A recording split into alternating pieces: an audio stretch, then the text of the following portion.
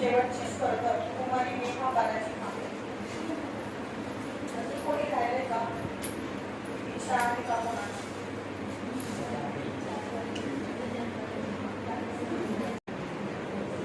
आदरणीय व्यासपीठ, पूज्य गुरुजी वर्ग आणि येथे उपस्थित माझे सर्व मित्रमैत्रिणी. आजच्या या धावपळीच्या तंत्रज्ञानाच्या युगात जिथे आपल्या दिवसाची सुरुवात गुगलने आणि रात्र सोशल मीडियाने होते, तिथे आज मी एक अशा मित्राबद्दल बोलणार आहे जो कधीही ऑफलाईन जात नाही आणि ज्याची बॅटरी कधीही संपत नाही. आणि तो मित्र म्हणजेच पुस्तक. कोणीतरी खूप छान म्हटले, ग्रंथ हेच गुरु, ग्रंथ हेच धन, ग्रंथ हेच गुरु, ग्रंथ हेच धन, ग्रंथाच्या संगतीतच घडते मानवाचे मन, ग्रंथाच्या संगतीतच घडते मानवाचे मन. आज आपण अशा काळात आहोत जिथे आपल्याला एका क्लिकवर संपूर्ण माहिती मिळते. पण पुस्तक ही अशी गोष्ट आहे ज्या गोष्टीतून आपल्याला खूप काही शिकायला मिळते, आपल्याला खूप काही अनुभव मिळतो. हाती मोबाईल डोळ्यात स्क्रीन, हाती मोबाईल डोळ्यात स्क्रीन, डिजिटल झाले जग हे नवीन, डिजिटल झाले जग हे नवीन. तरीही मनाला ओढ लागते ती जुनी, तरीही मनाला ओढ लागते ती जुनी, पुस्तकाच्या पानांची साद येते गाणी, पुस्तकाच्या पानांची साद येते गाणी. आजचे युग हे डिजिटल युग आहे आणि आता सर्व काही स्क्रीनवर उपलब्ध आहे. मोबाईल, लॅपटॉप आणि इंटरनेटचे जगाला अधिक जवळ आले आहे.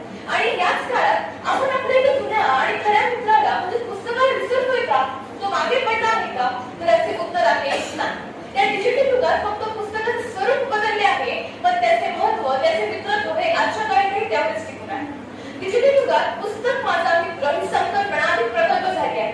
E book, audio books, Kindle याद्वारे पुस्तके आता आपल्या खिशात मावत आहे. ज्ञानाचा साठा, एकांत दूर करणारे सोबती आणि व्यक्तिमत्व घडवणारे व्यक्ती म्हणून पुस्तकाची ओळख आहे. पुस्तक शाश्वत ज्ञान, प्रेरणा आणि मानसिक आधाराचे महत्त्वपूर्ण असा स्रोत आहे. मोबाईलच्या क्लिकमध्ये जग सामावले असले तरी पुस्तकाच्या पानातच ज्ञानाचे अमृत वाहते.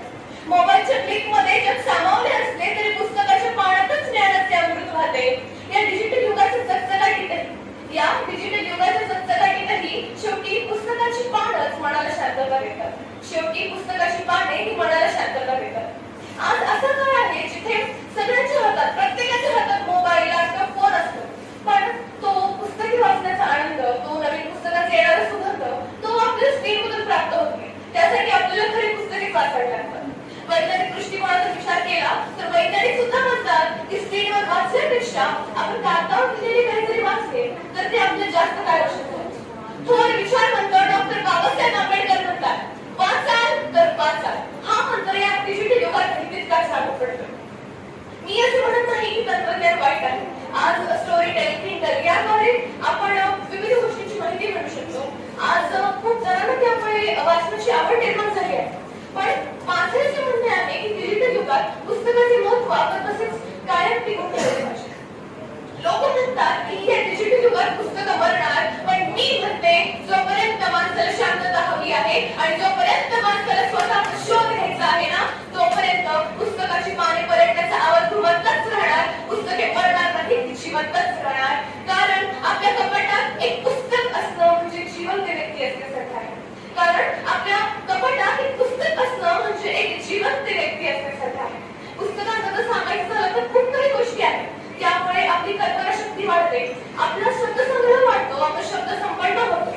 आपण पुस्तकातला जर आपण मनाने वाचली, कारण एक शोध घेतला गेला, त्यामध्ये सांगितलं गेलं की माणसाला नवीन गोष्टी शिकल्यानंतर त्याची उत्सुकताही खूप जास्त असते. त्यामुळे ही जर उत्सुकता आपण पुस्तकाच्या बाबतीत दाखवली तर मित्रांनो, आपण आपलं तास फोन मध्ये गुंतून असतो, पण जेव्हा आपण शिवाजी सावंतांचे मृत्युंजय हे पुस्तक वाचतो त्यावेळेस आपल्याला कर्णाचा त्याग समजतो.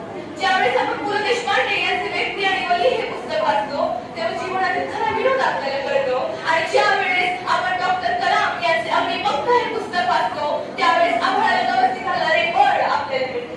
त्यामुळे आपण एवढेच लक्षात ठेवले पाहिजे की आजचा वाचक हा उद्याचा नेता असतो, की आजचा वाचक हा उद्याचा नेता असतो. पुस्तके आपल्याला हसवतात, ती आपल्याला शिकवतात, ती मला आनंद देतात, ती मला सांत्वन देतात. म्हणूनच डिजिटल युगात पुस्तके माझे खरे मित्र आहेत. शेवटी मी तुम्हाला एवढेच सांगेन की मित्र बदलतील, तंत्रज्ञान बदलेल. मित्र बदलतील, तंत्रज्ञान बदलेल, पण पुस्तकाच्या पानात मिळाला तो अमूल्य असा साठा तो कधीही बदलला नाही. चला तर मग आज आपण किमान दररोज 10 पाने वाचण्याचा संकल्प करूया. आपण मोबाईल अपडेट करण्यापेक्षा स्वतःच्या विचारांना अपडेट करूया आणि या डिजिटल युगात पुस्तकांसोबत आपण पुढे जाऊया.